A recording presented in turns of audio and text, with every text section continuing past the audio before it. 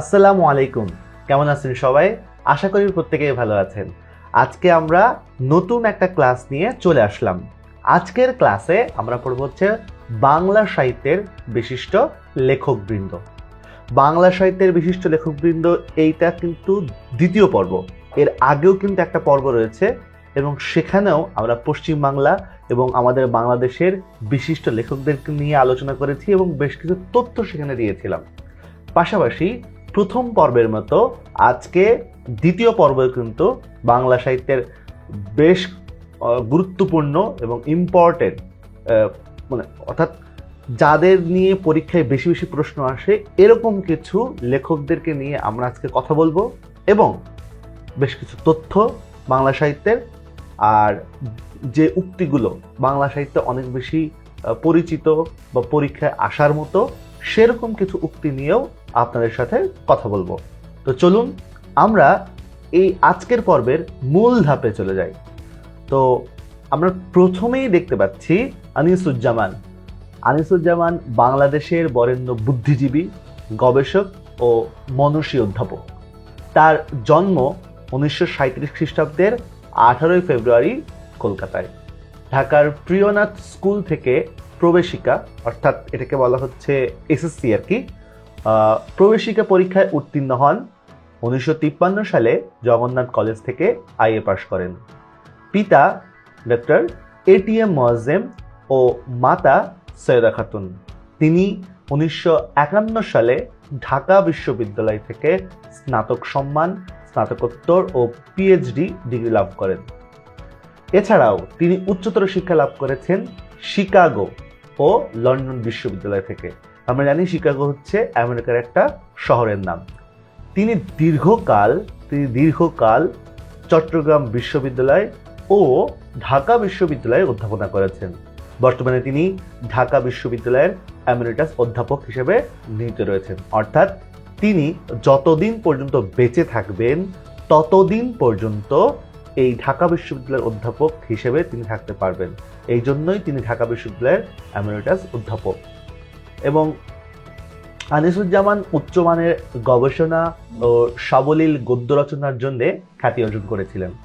তার উল্লেখযোগ্য গ্রন্থ হল মুসলিম মানুষ ও বাংলা সাহিত্য, মুসলিম বাংলার সাময়িক পত্র, স্বরূপের সন্ধানে, 18 শতকের চিঠি, পুরনো বাংলা গদ্য, বাঙালি নারী, সাহিত্যে ও সমাজে, বাঙালি সংস্কৃতি ও অন্যান্য, ইহজাগতিকা ও অন্যান্য, সংস্কৃতি ও সংস্কৃতি সাধক, চেনা মানুষের মুখ ইত্যাদি। সাহিত্য ও গবেষণায় কৃতিত্বের জন্য তিনি 21 পদক, বাংলা একাডেমি পুরস্কার, আলাউল সাহিত্য পুরস্কার, কলকাতার রবীন্দ্রভারতী বিশ্ববিদ্যালয়ের সম্মানিক ডিলিট এবং ভারত সরকারের পদ্মভূষণ সহ বহু পুরস্কার ও সম্মাননায় ভূষিত হয়েছে। তো আশা করি আপনারা বুঝতে পেরেছেন যে তার মৃত্যুর দিনটা কেন দেওয়া নেই, কারণ তিনি আজকে যখন আমি ভিডিও করছি যে সময়ে এই পর্যন্ত সময় কিন্তু তিনি এখনো পর্যন্ত বেঁচে রয়েছেন, তাই এখানে ওনার মৃত্যুর দিন উল্লেখ করা হয়নি, খুব স্বাভাবিক। তো আমরা দেখতে পাচ্ছি যে ওনার সাহিত্যেও কিন্তু যেরকম অনেক অবদান রয়েছে, পাশাপাশি উনি কিন্তু দেশ বিদেশে আমাদের পাশের দেশের এবং আমাদের দেশের বেশ কয়েকটা পুরস্কারও তিনি পেয়েছেন। বিশেষ করে উল্লেখযোগ্য ভারত সরকারের পদ্মভূষণ যেটা, এটা কিন্তু অনেক উল্লেখযোগ্য একটা পুরস্কার বা সম্মাননা। তো এরপরে আমরা আরও একজন বিশিষ্ট লেখক নিয়ে কথা বলবো। তিনি আর কেউ নন, তিনি হচ্ছেন মাইকেল মধুসূদন দত্ত। মাইকেল মধুসূদন দত্ত সম্পর্কে নিয়ে কথা বলতে গেলে বেশ সময় নিয়ে কথা বলতে হবে। আমরা আগে একটু পড়ে ফেলি, তারপর আস্তে আস্তে তার সম্পর্কে আমরা জানবো। আধুনিক বাংলার কবিতার অগ্রদূত হিসেবে মাইকেল মধুসূদন দত্ত 1824 খ্রিস্টাব্দের 25শে জানুয়ারি যশোর জেলার সাগরদাড়ি গ্রামে জন্মগ্রহণ করেন। তার পিতার নাম রাজনারায়ণ দত্ত, জননী হচ্ছে জাহ্নবী দেবী। মায়ের তত্ত্বাবধানেই গ্রামেই তার প্রাথমিক শিক্ষা সম্পন্ন হয়। মাইকেল মধুসূদন দত্ত 1833 খ্রিস্টাব্দে কলকাতার হিন্দু কলেজের 7ম শ্রেণীতে ভর্তি হন। সেখানে ছাত্র অবস্থাতেই তার সাহিত্য প্রতিভার স্ফুরণ ঘটে।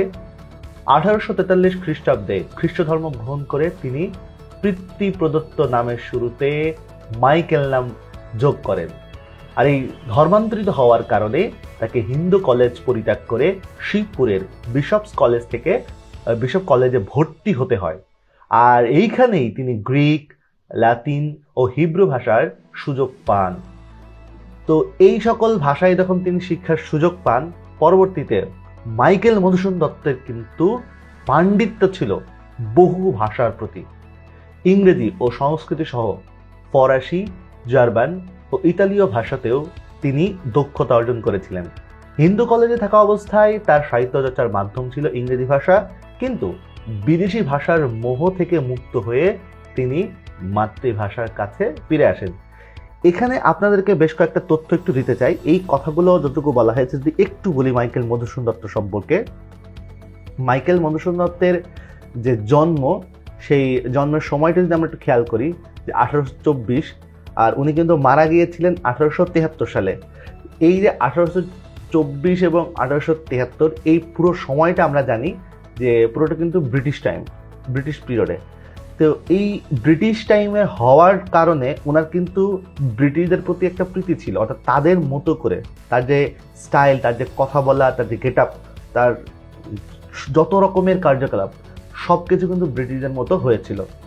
উনি অনেক ভাষার উপর তার পাণ্ডিত্য তো ছিলই, কিন্তু ইংলিশের প্রতি, অর্থাৎ ওই ব্রিটিশদের যে ভাষা ইংলিশ, সেই ইংলিশের প্রতি তার কিন্তু আগ্রহ অনেক বেশি। তা উনি মনে করেছিলেন উনি যদি এই বাংলাতে লেখালেখি করেন তাহলে হয়তো ওনার তার যে প্রতিভা, সেই প্রতিভাটা হয়তো বিকশিত হবে না। উনি মনে করেছিলেন উনি ইংরেজিতে লিখলে তার লেখা সবাই পড়বে, আর বাংলায় লিখলে শুধুমাত্র যারা বাংলা ভাষা পড়তে পারে তারা শুধুমাত্র তার সাহিত্যকে পড়বে। কিন্তু তিনি যদি ইংলিশে লেখেন তখন সেই সাহিত্যটা বিশ্বের সবাই পড়বে। তো পরবর্তীতে মূলত তার যে অবস্থান, সেই অবস্থান থেকে সরে এসে তিনি ধর্মটাকে ছেড়ে দিয়ে খ্রিস্টান ধর্ম গ্রহণ করে পরবর্তীতে তিনি বিদেশে অবস্থান করেন, বিলেতে চলে যান এবং সেখান থেকে ইংরেজি সাহিত্যের জন্য অনেক বেশি পরিশ্রমও করেন এবং সাফল্য তিনি পান, কিন্তু তাকে কেউ স্বীকৃতি দিচ্ছে না। তার একটাই মাত্র কারণ, তিনি তো বাঙালি। তিনি যেহেতু বাঙালি, তো বাঙালি হওয়ার কারণে তার ইংরেজ কবি হিসেবে কেউ তাকে স্বীকৃতি দিচ্ছিল না। পরবর্তীতে তিনি বুঝতে পারেন যে তার ফিরে আসা উচিত নিজের ভাষার কাছে। পরবর্তীতে তিনি নিজের ভাষায় ফিরে আসেন এবং তার যে বৈবাহিক জীবন সেটাও কিন্তু তিনি দেশের বাইরেই করেন এবং খ্রিস্টান ধর্মাবলম্বী এরকম দুইজনকে তিনি বিবাহ করেন। প্রথমজনকে বিয়ে করার পর তার সাথে যখন ডিভোর্স হয়ে যায়, পরবর্তীতে কিন্তু তিনি আরেকটা বিবাহ করেন। তো এই হচ্ছে মোটামুটি তার জীবনের ছোট্ট করে যদি গল্পটা বলি। তো ওনার বাবা কিন্তু মূলত ওনাকে প্রথমে বাড়ি থেকে বের করে দিয়েছিলেন, পরবর্তীতে উনি আবার দেশে ফিরেছিলেন যখন কিনা উনি বুঝতে পেরেছিলেন যে হ্যাঁ, আমার এটা ভুল সিদ্ধান্ত ছিল, আমার আসলে বাংলাতেই অনেক কিছু লেখার প্রয়োজন ছিল। এতে করে দেখা যায় এই যে মাইকেল মধুসূদন দত্ত, তিনি যে প্রথমে ইংরেজি সাহিত্য পড়তেন এবং তিনি লিখতেনও বটে, এই জন্য তখনকার সময় ইংরেজি সাহিত্যের যে আধুনিকায়নগুলো বা ইংরেজি সাহিত্যের মূলত যেখানে যে বিষয়গুলো এখনো পর্যন্ত বাংলা সাহিত্যে প্রবেশ করেনি, সেই বিষয়গুলো মাইকেল মধুসূদন দত্ত কী করেন, বাংলা সাহিত্যে প্রবেশ করান। আর তাতে করে বাংলা সাহিত্য তখনকার সময়ের আধুনিক বাংলা সাহিত্যে প্রবেশ করার সুযোগ পায়। আর এই কারণেই কিন্তু দেখা যায় প্রথমে একটা কথা বলা হচ্ছে আধুনিক বাংলার কবিতার অগ্রদূত। কেন বলা হচ্ছে, আশা করি তার উত্তরটা আমি দিতে পেরেছি।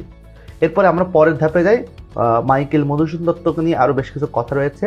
আমরা এখানে দেখতে পাচ্ছি যে মাতৃভাষা বাংলা রচিত অমর কাব্যের স্রষ্টা তিনি।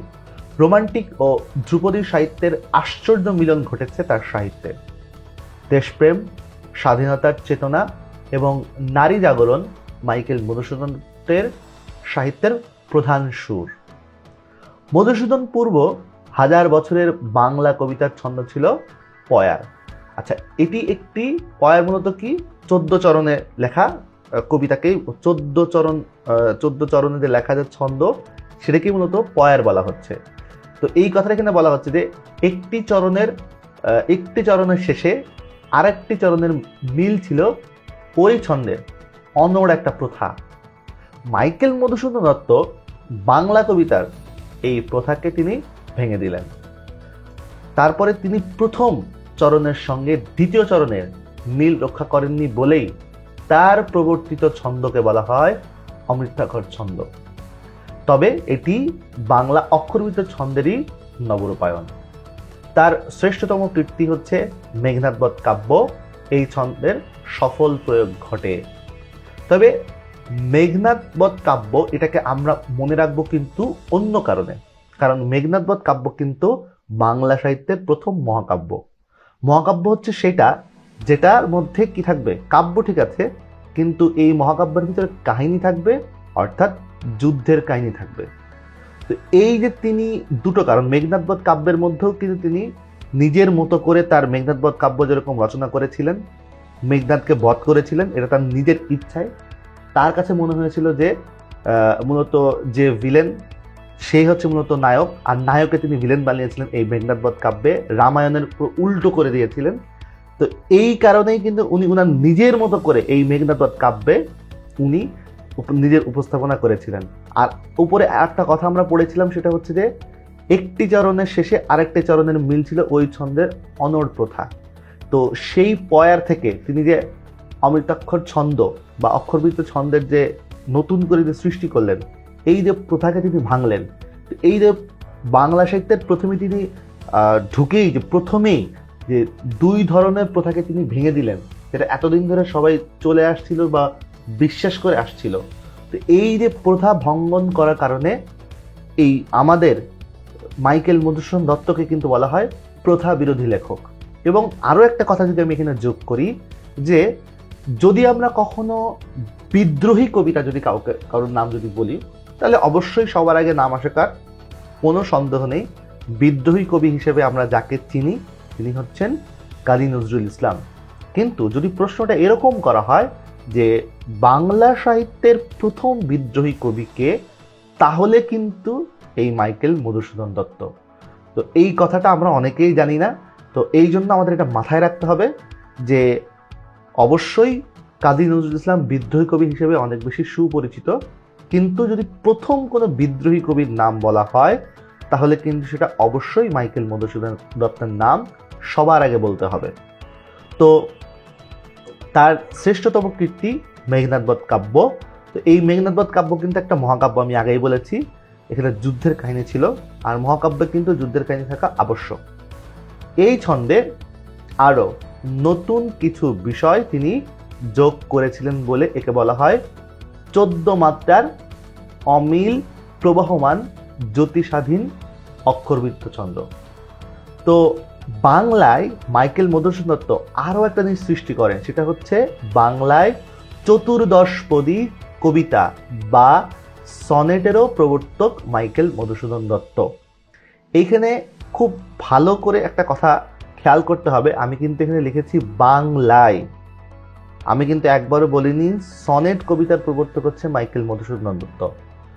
সনেট কবিতার প্রবর্তক অর্থাৎ প্রথম সনেট কবিতা যিনি লিখেছিলেন তার নাম পেত্রাক, তিনি একজন ইতালীয় কবি।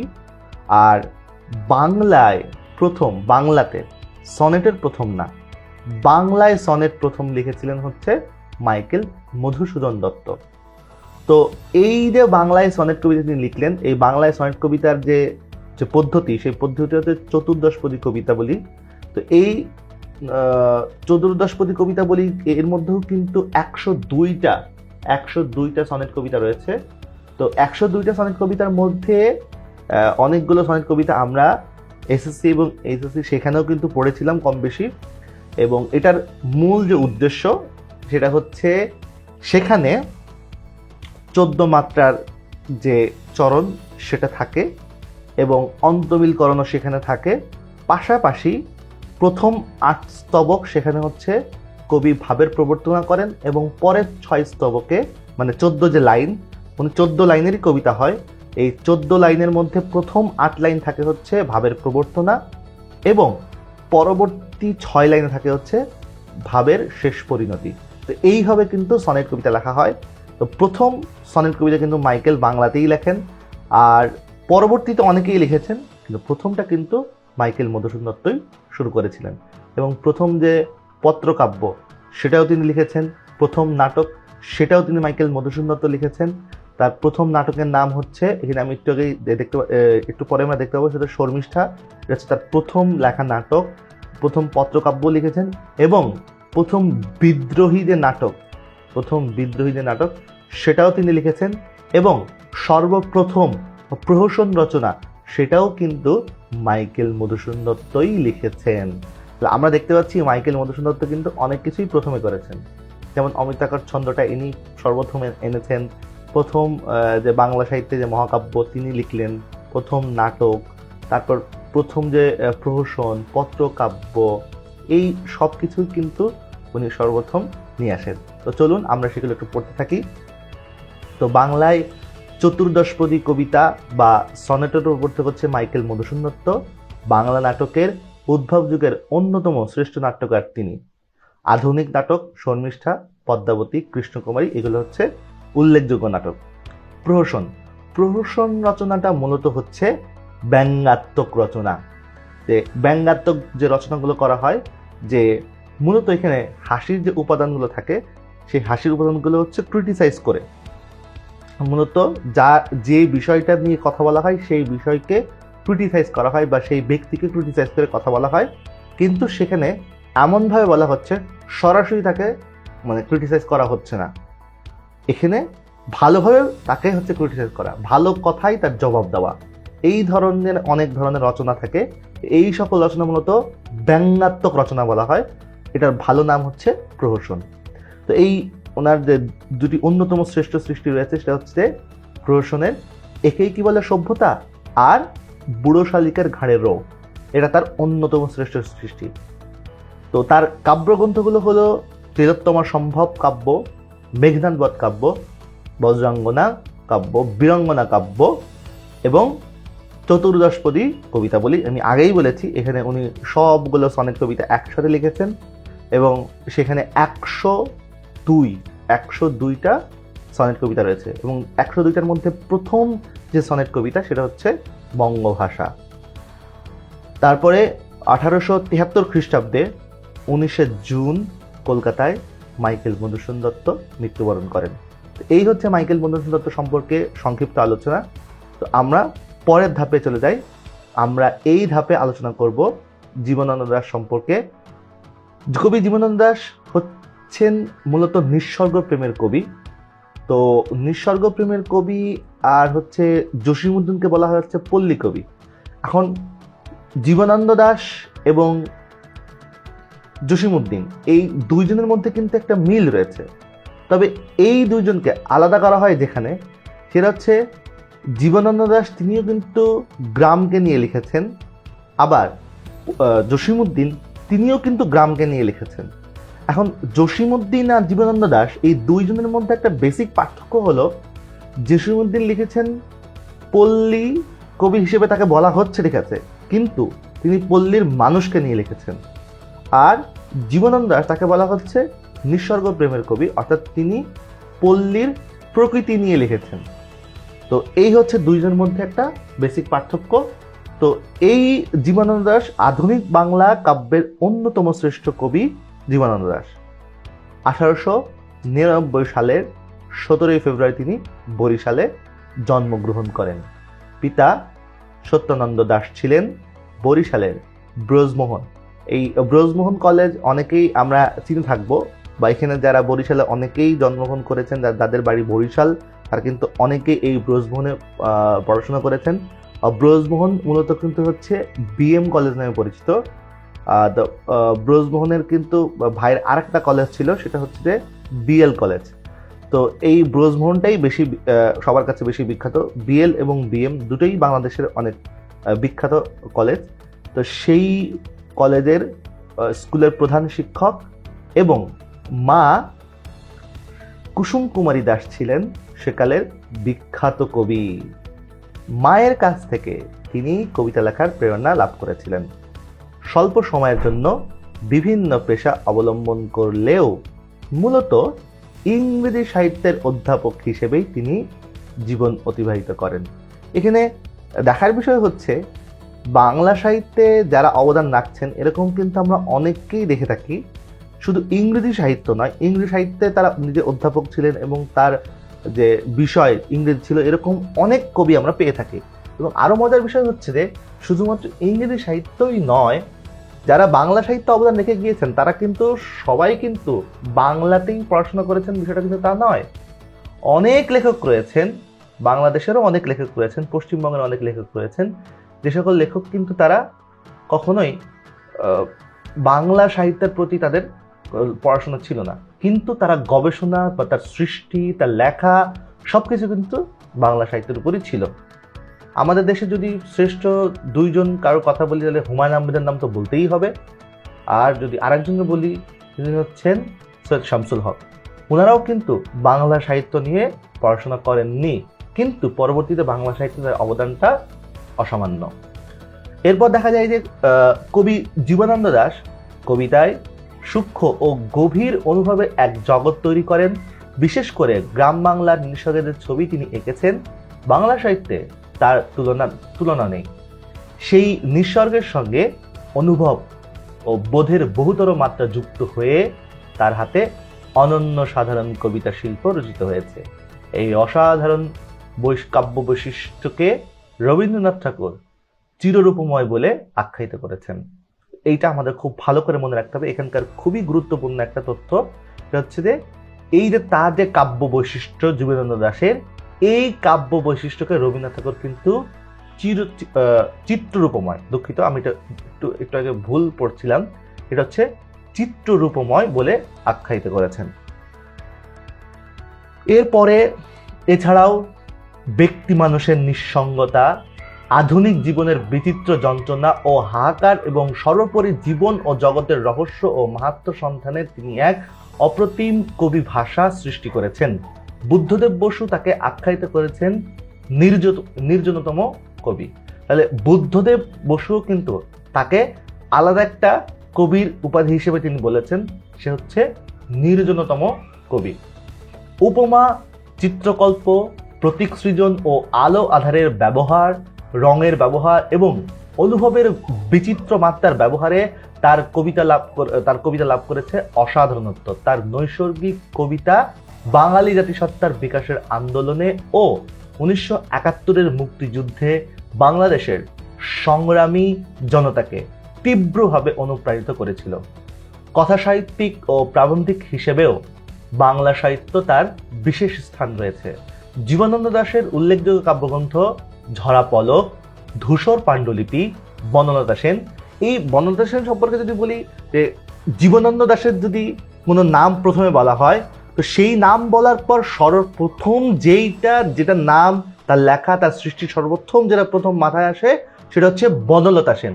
বনলতা সেনের কবিতা পড়েননি এরকম খুব কম লোকই পাওয়া যায়।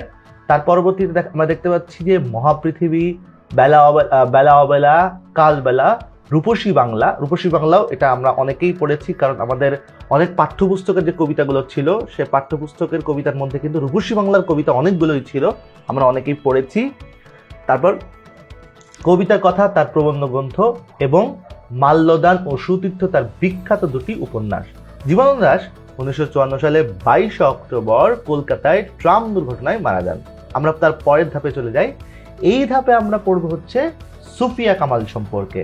তো সুফিয়া কামাল বাংলাদেশের বিশিষ্ট একজন মহিলা কবি এবং নারী আন্দোলনের অন্যতম প্রতিকৃত বা অভিভাবক যাই বলি না কেন। তার জন্ম 1911 খ্রিস্টাব্দের 20 জুন বরিশালে। ইনিও কিন্তু বরিশালে। তো বরিশালে আমরা দেখতে পাচ্ছি অনেক বিশিষ্ট লেখক রয়েছেন এবং জীবনানন্দ দাশ কিন্তু তিনি বলেছিলেন তিনি যদি সুযোগ পান, তার যদি পুনর্জন্মের যদি সুযোগ থাকে তিনি কিন্তু বরিশালেই জন্মগ্রহণ করবেন, এটা তিনি বলেছিলেন। কারণ উনি চাননি যে বরিশাল বাদ দিয়ে আর কোথাও ওনার জন্মগ্রহণ হোক, এটা উনি নিজেও চাননি, উনি ওনার জীবদ্দশায় কিন্তু বলে গিয়েছেন। তো এখানে আমরা দেখতে পাচ্ছি সুফিয়া কামালের যে বাড়ি, ওনার বাড়িও কিন্তু হচ্ছে বরিশালে এবং তার যে পৈতৃক নিবাস সেই পৈতৃক নিবাস কুমিল্লাতে। কবির পিতার নাম সৈয়দ আব্দুল বারী এবং মায়ের নাম সাবেরা বেগম। সে সময়ে সুফিয়া কামালের জন্ম, তখন বাঙালি নারীদের কাটাতে হতো গৃহবন্দী জীবন এবং সেই সময়ে স্কুল কলেজে পড়ার কোনো সুযোগ তাদের ছিল না। আর ওই বিরুদ্ধ পরিবেশে সুফিয়া কামালের প্রাতিষ্ঠানিক শিক্ষার সুযোগ পাননি। পারিবারিক নানা উত্থান পতনের মধ্যে তিনি স্বশিক্ষায় শিক্ষিত হয়েছেন। তারই মধ্যে তিনি বাংলা ভাষায় ও সাহিত্যের চর্চায় আত্মনিয়োগ করেছেন। পরবর্তীকালে সাহিত্য সাধনা ও নারী আন্দোলনের ব্রতী হয়ে তিনি শুধু কবি হিসেবে বরণীয় হননি, জননী সম্ভাষণে ভূষিত হয়েছেন। সুফিয়া কামালের উল্লেখযোগ্য গ্রন্থ হচ্ছে সাঝের মায়া, মায়া কাজল, কেয়ার কাটা, উদ্যাত্ত পৃথিবী ইত্যাদি। এছাড়াও তিনি গল্প, ভ্রমণ কাহিনী, প্রবন্ধ ও স্মৃতিকথা লিখে গেছেন। বাংলা একাডেমি পুরস্কার হিসেবে তিনি পুরস্কার হিসেবে পেয়েছেন বাংলা একাডেমি পুরস্কার, 21 পদক, নাসিরুদ্দিন স্বর্ণপদক সহ বিভিন্ন পদকে তিনি ভূষিত হয়েছেন। সুফিয়া কামাল 1999 খ্রিস্টাব্দের 20 নভেম্বর ঢাকায় মৃত্যুবরণ করেন। আমরা পরবর্তীতে যে কবির নাম পড়ব বা যার সম্পর্কে একটু জানবো, তিনি হচ্ছেন আহসান হাবিব। তার সম্পর্কে আমরা সংক্ষেপে একটু জেনে নিব। তো আহসান হাবিব বরিশাল অঞ্চলের পিরোজপুর জেলার, তার মানে ইনিও কিন্তু বৃহত্তর বরিশাল বিভাগের একজন।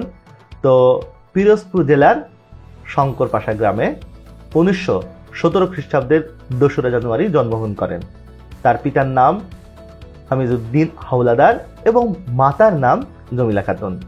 স্কুল জীবনেই তার কবিতা লেখার হাতেখড়ি। বরিশালের ব্রজমোহন অর্থাৎ জীবনানন্দ দাশ, তাকেও আমরা দেখেছিলাম ব্রজমোহনে পড়তে, এবং বরিশালের ব্রজমোহন কলেজ অর্থাৎ বিএম কলেজ অধ্যয়নরত অবস্থায় কবিকে কলেজ ছেড়ে ভাগ্য অন্বেষণ বলতে অর্থাৎ তিনি মূলত কাজের সন্ধানে, ভাগ্য সন্ন্যাসে বলতে এখানে ভাগ্য অন্বেষণ করতে এই জন্য যান, তখনকার সময়ের কিন্তু দেশভাগ হয়নি, তো একসাথে ছিল ভারতবর্ষ সবাই। এই জন্য ভাগ্য অন্বেষণ করার জন্য তাকে কলকাতায় চলে আসতে হয়, এবং সেখানে এসে তিনি পত্রিকা, রেডিও, প্রকাশনা সংস্থা প্রভৃতি পেশার সঙ্গে যুক্ত হলেও আহসান হাবিব শেষ পর্যন্ত সাংবাদিকতা, বিশেষ করে পত্রিকার সাহিত্য সম্পাদক হিসেবেই জীবিকা অর্জনের পথ বেছে নেন। 1905-এর দিকে তিনি কলকাতা ছেড়ে ঢাকা আসেন। বেশ কয়েকটি পত্রিকার কাজ করার পরে 1964 খ্রিস্টাব্দে তিনি যোগ দেন দৈনিক বাংলা, অর্থাৎ তৎকালীন পাকিস্তান, দৈনিক পাকিস্তান আর কি, সেই সময় হচ্ছে দৈনিক পাকিস্তান। আর দৈনিক বাংলা হচ্ছে মূলত হচ্ছে এই আমাদের কিন্তু খুব কাছাকাছি মতিঝিলের একটা কাছাকাছি একটা জায়গার নামও আছে দৈনিক বাংলা। তো সেই যে দৈনিক বাংলা মূলত আগে ছিল হচ্ছে দৈনিক পাকিস্তান। পত্রিকার সাহিত্য সম্পাদক হিসেবে আমৃত্যু তিনি এই পত্রিকার সঙ্গেই যুক্ত ছিলেন, অর্থাৎ আমৃত্যু বলতে একদম মৃত্যু পর্যন্ত তিনি এখানে ছিলেন। এবং তিনি 1961 খ্রিস্টাব্দে বাংলা একাডেমি পুরস্কার এবং 1978 খ্রিস্টাব্দে 21 পদকে ভূষিত হন। এবং তিনি ছিলেন হচ্ছে স্বল্পভাষী, আত্মমগ্ন, স্পষ্টবাদী। এই কবি মূলত ছিলেন হচ্ছে মানবদরদী শিল্পী। দেশ ও জনতার প্রতি ছিল তার গভীর সংবেদনশীলতা। ব্যক্তিগত অনুভূতি, অভিজ্ঞতা, যুক্তি বিচারের আলোকে এক সুগভীর জীবন ঘনিষ্ঠ আশাবাদী চেতনা তার কবি প্রতিভার মূল সুর। কবি আহসান হাবিবের উল্লেখযোগ্য যে কাব্যগ্রন্থ সেগুলো হচ্ছে রাত্রি শেষ, ছায়া হরিণ, সারা দুপুর, মেঘ বলে চৈত্রে যাব, দুহাতে দুই আদিম পাথর, বিদীর্ণ দর্পণে মুখ প্রভৃতি। এছাড়াও তিনি উপন্যাস ও শিশু সাহিত্যেও তার বিশেষ আগ্রহ ছিল। 1985 খ্রিস্টাব্দের 10 জুলাই তিনি মৃত্যুবরণ করেন। তো আমরা একটু পরের ধাপে চলে যাই।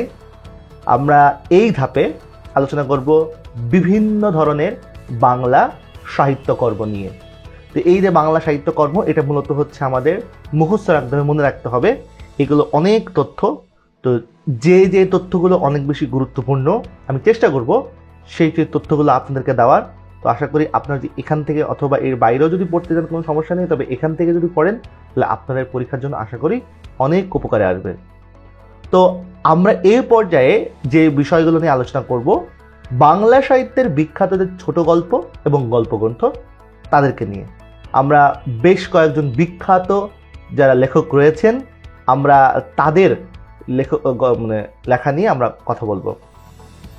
তো শওকত ওসমান, তার যে গল্পগুলো সেগুলো হচ্ছে প্রস্তর ফলক, সাবেক কাহিনী, ওটন সাহেবের বাংলো, জুনু আপা ও অন্যান্য গল্প, জন্ম যদি তব বঙ্গে, ঈশ্বরের প্রতিদ্বন্দ্বী, পুরাতন খঞ্জর, বিগতকালের গল্প, মনিব ও তাহার পুকুর, নেত্রপথ, উভশৃঙ্খ, গেহু, তিন মির্জা, মজেজা। এবার শরৎচন্দ্র চট্টোপাধ্যায়। শরৎচন্দ্র চট্টোপাধ্যায়কে সবাই তো আমরা চিনি, বেসিক্যালি তিনি একজন ঔপন্যাসিক, এবং এটা আমি আগেও যদি অন্যান্য ভিডিওতে শরৎচন্দ্রকে নিয়ে আলোচনা করে থাকি তাহলে এটা বলা হয়ে থাকে শরৎচন্দ্র চট্টোপাধ্যায় হচ্ছেন একজন ঔপন্যাসিক হিসেবে সবার কাছে আমাদের কাছে পরিচিত। তো শরৎচন্দ্র উপন্যাস বলা হয়ে থাকে যে যদি ঔপন্যাসিক হিসেবে জনপ্রিয়তার শীর্ষে কেউ থাকেন তাহলে অবশ্যই শরৎচন্দ্র চট্টোপাধ্যায়। অনেকেই মনে করে থাকেন এই বর্তমান প্রজন্মের হুমায়ুন আহমেদই বোধহয় সবচেয়ে বেশি জনপ্রিয়, কিন্তু যারা শরৎচন্দ্র সম্পর্কে জানেন তারা সবাই এটা এক বাক্যে বলতে বাধ্য যে হুমায়ুন আহমেদের জনপ্রিয়তার কাছে শরৎচন্দ্র চট্টোপাধ্যায়ের জনপ্রিয়তার তার ধারে কাছেও ছিল না। তো জনপ্রিয়তাদের শীর্ষে যদি বলতে হয় ঔপন্যাসিক হিসেবে অবশ্যই শরৎচন্দ্রের নাম সবার আগে থাকবে।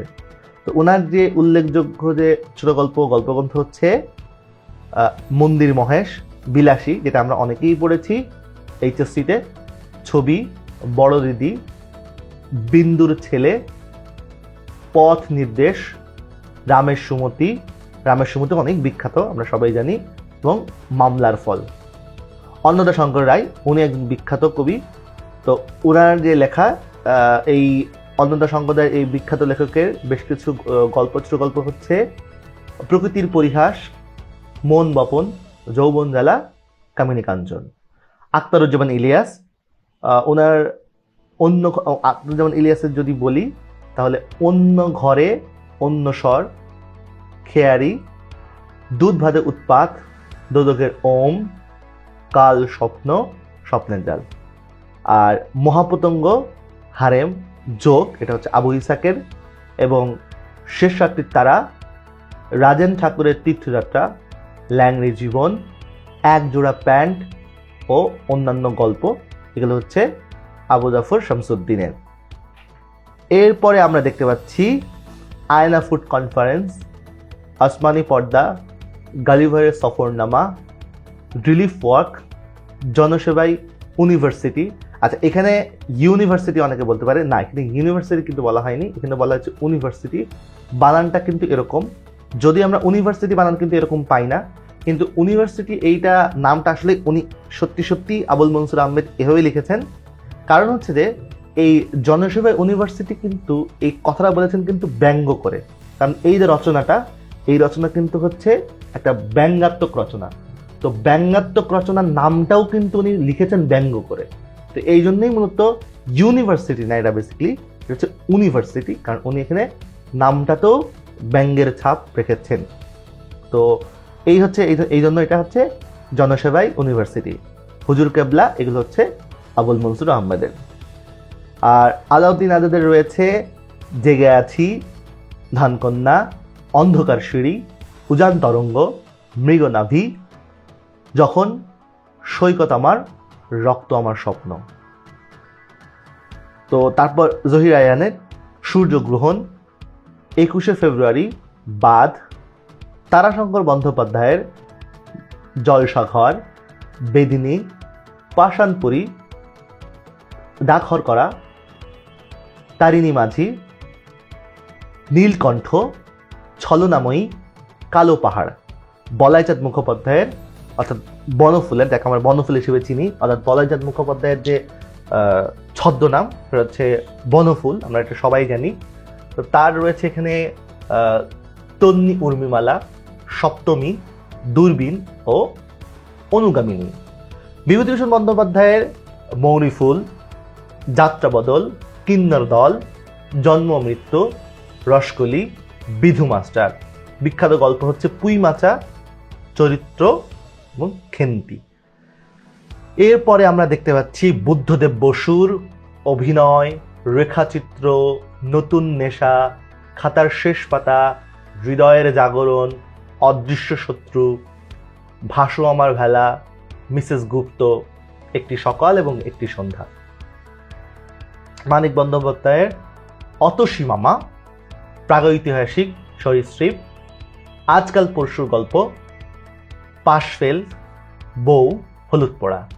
সৈয়দ আলী হাসানের শব্দের অনুষঙ্গে, সতত স্বাগত, প্রেম যেখানে সর্বস্ব। সৈয়দ শামসুল হক, আনন্দের মৃত্যু। সৈয়দ শামসুল হক কিন্তু আমাদের বাংলাদেশের একজন সভাকবি হিসেবে ছিলেন, অর্থাৎ সরকার দলীয় কবিকে বেসিক্যালি সভাকবি বলা হয়। উনি মারা গিয়েছেন 16 সালে। তো সৈয়দ শামসুল হক 16 সালে বলতে হচ্ছে 2016 আর কি, 1916 না, 2016। তো সৈয়দ শামসুল হক তার রয়েছে আনন্দের মৃত্যু, শীত বিকেল, রক্ত গোলাপ, তাস, জলের শরীরের গল্পগুলো, প্রাচীন বংশের নিঃসন্তান। হাসান আজিজুল হকের রয়েছে সমুদ্রের স্বপ্ন, শীতের অরণ্য, জীবন ঘষে আগুন, নামহীন গোত্রহীন, পাতালে হাসপাতালে, আত্মজা, একটি করবী গাছ। আর হুমায়ুন আহমেদের এখানে গল্পের কথা কিন্তু বলা হয়েছে, কিন্তু উপন্যাসের কথা কিন্তু এখানে বলা হয়নি। হুমায়ুন আহমেদের বলা হচ্ছে আনন্দ বেদনার কাব্য, নিশি কাব্য, শীত ও অনন্যার গল্প, এলেবেলে, ছায়াসঙ্গী, জলকন্যা। এরপরে আমরা আরও দেখতে পাচ্ছি রশিদ হায়দারের নানকুর বধি, অন্তরে ভিন্ন পুরুষ, তখন, পৌষ থেকে পৌষ, আমার প্রেমের গল্প, মেঘেদের ঘরবাড়ি। শামসুদ্দিন আবুল কালামের রয়েছে দুই হৃদয়ের তীর, অনেক দিনের আশা, শাহের বানু, পথ জানা নেই, মজা গাঙ্গের গান, পুই ডালিমের কাব্য, ঢেউ। শাহিদ আলী জিব্রাইলের ডানা, একই সমতলে। সৈয়দ মুজতবা আলী পঞ্চতন্ত্র, ময়ূরকণ্ঠী, চাচা কাহিনী, ধূপছায়া। সৈয়দ অলিউল্লাহ রয়েছে নয়নতারা, দুই তীর, কাদো নদী কাদো, তরঙ্গভঙ্গ, চাঁদের অমাবস্যা, একটি তুলসী গাছের কাহিনী। মুনির চৌধুরীর কবর, এটা একটা নাটক ছিল। জহির রায়হানের আরেক ফাল্গুন, এটা উপন্যাস। আর সেলিনা হোসেনের নিরন্তর ঘণ্টাধ্বনি। এরপরে আমরা মুক্তিযুদ্ধ বিষয়ক কিছু সাহিত্যকর্ম যেগুলো খুবই গুরুত্বপূর্ণ, এগুলো সম্পর্কে একটু জানবো। 71-এর দিশু হচ্ছে এটা শাহরিয়ার কবিরের। 71-এর পথের ধারে, এটাও শাহরিয়ার কবিরের। সাইদ হাসানের 71-এর উপাখ্যান। তো এখানে একটু মনে রাখতে হবে, তাহলে 71-এর 71, তাহলে 71-এর দিশু শাহরিয়ার কবির, 71-এর পথের ধারে হচ্ছে শাহরিয়ার কবির, এবং 71-এর উপাখ্যান এটা হচ্ছে সাইদ হাসান। আমজাদ হোসেনের উত্তরকাল, মোহাম্মদ জাফর ইকবালের আমার বন্ধু রাশেদ, খুবই গুরুত্বপূর্ণ। আগুনের পরশমণি, আমার বন্ধু রাশেদ, আগুনের পরশমণি, এই দুটারই কিন্তু হচ্ছে সিনেমা রয়েছে, আমরা সবাই কম বেশি দেখেছি। তো আমার বন্ধু রাশেদ এটা মোহাম্মদ জাফর ইকবালের।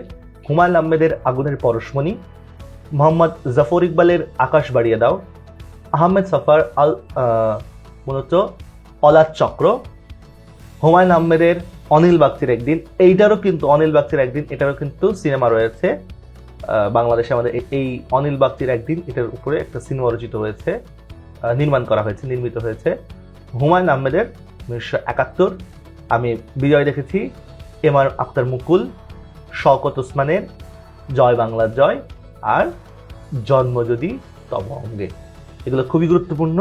এবং এরপরে আমরা দেখতে পাচ্ছি যে বাংলা সাহিত্যের বেশ কিছু আরও সাহিত্যকর্ম রয়েছে। এখানে একটা একটু মনে রাখতে হবে, আমি বীরঙ্গনা বলছি, এটা হচ্ছে নীলিমা ইব্রাহিম। আর 71-এর ডায়েরি, 71-এর দিনগুলো, 71-এর বর্ণমালা, সবগুলোর মধ্যে কিন্তু 71 রয়েছে। তো এখানে মনে রাখতে হবে যে 71-এর ডায়েরি সুফিয়া কামালের, এবং 71-এর দিনগুলো হচ্ছে জাহানারা ইমাম, এবং 71-এর বর্ণমালা হচ্ছে এমআর আখতার মুকুল। তো এগুলো খুব ভালো করে মনে রাখতে হবে। এরপরে আমরা বেশ কিছু বাংলা নাট্যকার ও নাটকের নাম একটু জানবো। নাট্যকার হিসেবে এখানে আমরা দেখতে পাচ্ছি অনেকেই বিখ্যাত কিছু নাট্যকার। আর বাংলা সাহিত্যে প্রথম যিনি নাটক নিয়ে আসেন তার নাম তো মাইকেল মধুসূদন দত্ত, এবং প্রথম নাটকের নাম হচ্ছে শর্মিষ্ঠা। এটা তো আমি আগেই বলেছি মাইকেল মধুসূদন দত্ত সম্পর্কে পড়তে গিয়ে। তো আমরা এই পর্যায়ে জানবো হচ্ছে মাইকেল মধুসূদন দত্তের শর্মিষ্ঠা, কৃষ্ণকুমারী, জসিমউদ্দিনের পদ্মার পার, বেদের মেয়ে, কাজী নজরুল ইসলামের আলেয়া, ঝিলিমিলি, রবীন্দ্রনাথ ঠাকুরের রক্তকবরী, ডাকঘর, মুনীর চৌধুরীর কবর এবং রক্তাক্ত প্রান্তর, যেটা আমরা সবাই পড়েছি। আর দীনবন্ধু মিত্রের বিখ্যাত সেই নীল দর্পণ, নীল চাষিদের বিরুদ্ধে, জমিদার দর্পণ, এটাও একটা বিখ্যাত রচনা মীর মোশাররফ হোসেনের। সেলিম আল দীনের কীর্তনখোলা, কেরামত মঙ্গল, মামুনুর রশিদের ওরা কদম আলী, দ্বিজেন্দ্রলাল রায় বা ডিএল রায় যাই বলা হয় না কেন, শাহজাহান, মেবার পতন, আর সৈয়দ অলিউল্লাহ বহিপীর, যেটা আমরা সবাই এসএসসিতে অনেকেই পড়েছি। খুবই খুবই মজার নাটক। এরপর আমরা কবি সাহিত্যিকদের উপাধি ও ছদ্মনাম সম্পর্কে জানব। মুকুন্দ দাসকে বলা হয় মূলত হচ্ছে চারণ কবি, এটা তার উপাধি। শরৎচন্দ্র চট্টোপাধ্যায়কে বলা হয় হচ্ছে অপরাজেয় কথাশিল্পী, এটা তার উপাধি। শেখ আজিজুর রহমান, উনি হচ্ছেন, ওনার নাম হচ্ছে শওকত ওসমান, এটা বেসিক্যালি ওনার ছদ্মনাম।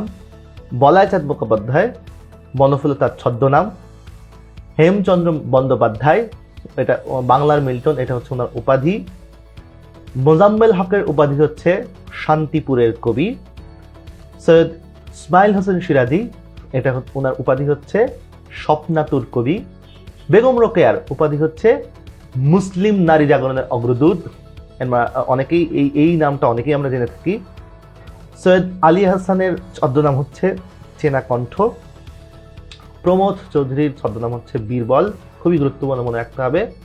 আলাওলের উপাধি হচ্ছে কবিগুরু। আর কাজেম আল কুরাইশি, এটা হচ্ছে ছদ্মনাম হচ্ছে কায়কোবাদ। তো কায়কোবাদ নামে বেশি চিনি, মূলত তার আসল নাম হচ্ছে কাজেম আল কুরাইশি।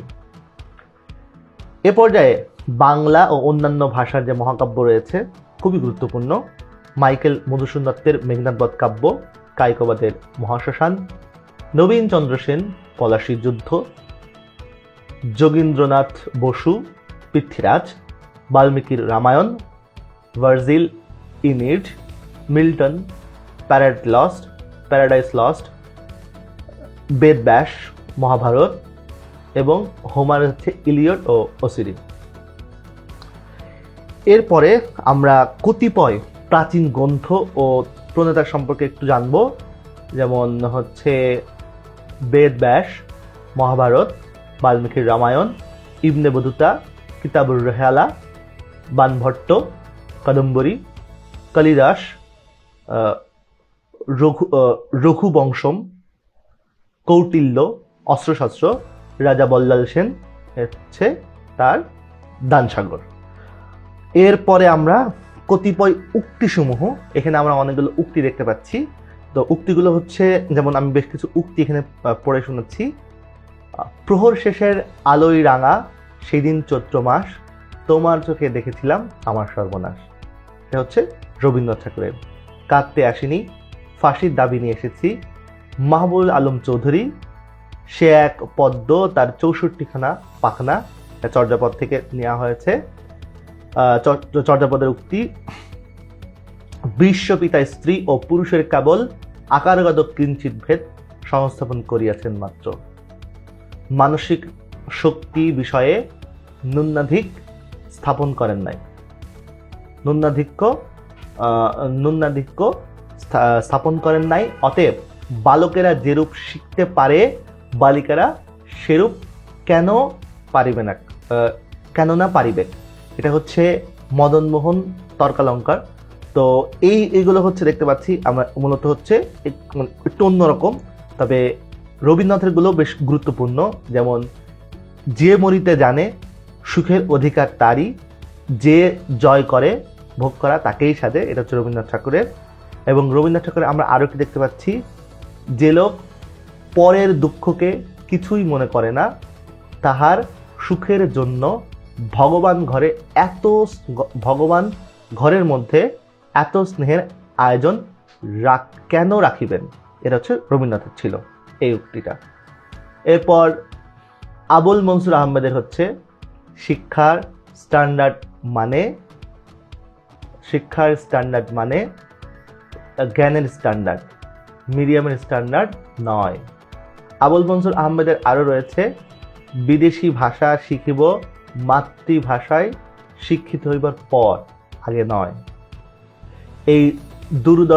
এই দুর্ভাগা দেশ হতে হে মঙ্গলময় দূর করে দাও তুমি সর্বতুচ্ছ ভয়, লোক ভয়, রাজভয়, মৃত্যু ভয়, আর দীনপ্রাণ দুর্বলের এ পাষাণ ভার। এটা রবীন্দ্রনাথের ছিল। রাজনীতিবিদদের কামড়াকামড়ির দায় রাজনীতির নয়, বরং বুর্জুয়ার কাঠামোর নড়বড়ে গঠনই রাষ্ট্রের 12টা বাজিয়ে দেয়। এটা হচ্ছে সংস্কৃতি ভাঙা সেতু থেকে আখতারুজ্জামান ইলিয়াসের। বিপ্লব স্পন্দিত বুকে মনে হয় আমি লেলিন, এটা ছিল সুকান্ত ভট্টাচার্যের। মাধবী হঠাৎ কোথা হতে এলো ফাগুন দিনের স্রোতে, এসে হেসেই বলে যাই যাই যাই, এটা হচ্ছে রবীন্দ্রনাথ ঠাকুরের। তরবারি গ্রহণ করতে হয় উচ্চ শিরে উদ্ধত হস্ত তুলে, মালা গ্রহণ করতে হয় উচ্চ শিরে অবনমিত করে, উদ্ধত হস্তযুক্ত করে ললাট উদ্ধত হস্তযুক্ত করে ললাট ঠেকিয়ে। এই উক্তিটা ছিল হচ্ছে কাজী নজরুল ইসলামের। আর বামন চিনি পৈতা প্রমাণ বামনে চিনি কিসেরে, এটা মূলত হচ্ছে লালনের একটা গান, পরবর্তীতে কবিতা আকারে আসে। কবিতার মধ্যে কিন্তু আমরা মূলত চলিত ভাষায় পাই, কিন্তু লালন কিন্তু মূলত এই ভাষায় লিখে গিয়েছিলেন। তো এটা লালনের একটা বিখ্যাত উক্তি। এরপরে আমরা আরও দেখতে পাচ্ছি, যেমন সংসারে অসাধুর মধ্যে প্রভেদ, এই যে সাধুরা কপট আর অসাধুরা অকপট, এটা হচ্ছে সমস্যা পূরণের মধ্যে থেকে নেওয়া হয়েছে, সেখান থেকে নেওয়া হয়েছে, এটা রবীন্দ্রনাথ ঠাকুরের। এরপর মধ্যবর্তিনী থেকে নেওয়া হয়েছে রবীন্দ্রনাথ ঠাকুরের হঠাৎ একদিন পূর্ণিমা রাত্রি জীবনে যখন জোয়ার আসে, তখন একটা বৃহৎ প্রতিজ্ঞা করিয়া বসে, জীবনের সুদীর্ঘ ভাটার সময় সে প্রতিজ্ঞা রক্ষা করিতে তাহার সমস্ত প্রাণে টান পড়ে। আর হচ্ছে মধ্যবর্তী থেকে আরো একটা রবীন্দ্রনাথ ঠাকুরের হচ্ছে নারী দাসী বটে, কিন্তু সেই সঙ্গে নারী রানীও বটে। মনে যখন একটা প্রবল আনন্দ, একটা বৃহৎ প্রেমের সঞ্চার হয়, তখন মানুষ মনে করে আমি সব পারি, তখন হঠাৎ আত্মবিসর্জনের ইচ্ছা বলবতী হইয়া ওঠে। এটাও কিন্তু মধ্যবর্তী থেকে রবীন্দ্রনাথ ঠাকুরের। এবং রবীন্দ্রনাথ ঠাকুরের আরো একটি উক্তি আমরা দেখতে পাচ্ছি, সংসারের কোনো কাজেই যে হতভাগ্যের বুদ্ধি খেলে না, সে নিশ্চয়ই ভালো বই লিখিবে, এটাও রবীন্দ্রনাথ ঠাকুর বলেছে। এবং যে ছেলে চাবা মাত্রই পায়, চাবার পূর্বেই যার অভাব মোচন হতে থাকে, সে নিতান্ত দুর্ভাগা। তো ইচ্ছা দমন করতে না শিখে কেউ কোনো কালে সুখী হতে পারে না, এটা হচ্ছে কর্মফল থেকে রবীন্দ্রনাথ ঠাকুরের। তো এখানে আমরা অনেকগুলো উক্তি পড়ে ফেললাম। এরপরে আমরা আরো দেখতে পাচ্ছি যে খ্যাতির সম্বল অল্প, তার সমারোহ যতই বেশি হয়, ততই তার দেউলে হওয়া দ্রুত ঘটে, এটা হচ্ছে রবীন্দ্রনাথ ঠাকুরের। আমরা অনেকগুলো রবীন্দ্রনাথ ঠাকুরের দেখতে পাচ্ছি, রবীন্দ্রনাথগুলো একটু বেশি বেশি পরীক্ষায় আসে আর কি। তো বাহিরের স্বাধীনতা গিয়াছে বলিয়া অন্তরের স্বাধীনতাকেও আমরা যেন বিসর্জন না দিই, এটা কাজী নজরুল ইসলামের। রবীন্দ্রনাথ ঠাকুরের আরো একটি আমরা পড়ছি, যেন হাক দিয়ে আসে অপূর্ণের সংকীর্ণ খাদে, পূর্ণ স্রোতের ডাকাতি অঙ্গে অঙ্গে পাক দিয়ে ওঠে, কালবৈশাখীর ঘূর্ণিমার খাওয়া অরণ্য বকুনি। তো এটা হচ্ছে রবীন্দ্রনাথ ঠাকুরের ছিল। এবং কাজী নজরুল ইসলামের আরো একটা পড়ছি, এই অসুন্দরের শ্রদ্ধা নিবেদনের শ্রাদ্ধ দিনে বন্ধু তুমি যেন যেও না। রবীন্দ্রনাথ ঠাকুরের আরো একটি উক্তি, কি পাইনি তারই হিসাব মেলাতে মন মোর নহে রাজি। তো আমরা বিখ্যাত বেশ কিছু উক্তি পড়ে ফেলেছি। তো এই উক্তিগুলো যদি আপনারা পড়েন অথবা এর সাথে যদি আরও যুক্ত করেন, তাহলে আশা করি আপনাদের পরীক্ষার জন্য অনেক অনেক বেশি সহজ হবে আশা করি। এবং আমরা এখানে আরও বেশ কিছু উক্তি দেখতে পাচ্ছি, এখানে কর্মফল, রবীন্দ্রনাথ ঠাকুরের কর্মফল থেকে, শেষের কবিতা থেকে, চোখের বালি, বিভিন্ন থেকে আরও বিভিন্ন এখানে উক্তি দেখতে পাচ্ছি। তো এই উক্তিগুলোও কিন্তু অনেক বেশি গুরুত্বপূর্ণ। তো আশা করি এই উক্তিগুলো যদি আপনারা খুব ভালো করে পড়ে ফেলেন তাহলে পরে আপনাদের জন্য অনেক অনেক বেশি পরীক্ষায় প্রশ্ন কমন করতে অনেক বেশি সহজ হবে আশা করি। তো যারা এতক্ষণ ছিলেন তাদের সবাইকে জানাচ্ছি ধন্যবাদ। আশা করি আপনাদের সাথে আবারও কথা হবে অন্য কোনো ক্লাসে। আজকের মতো এখানেই বিদায় নিচ্ছি।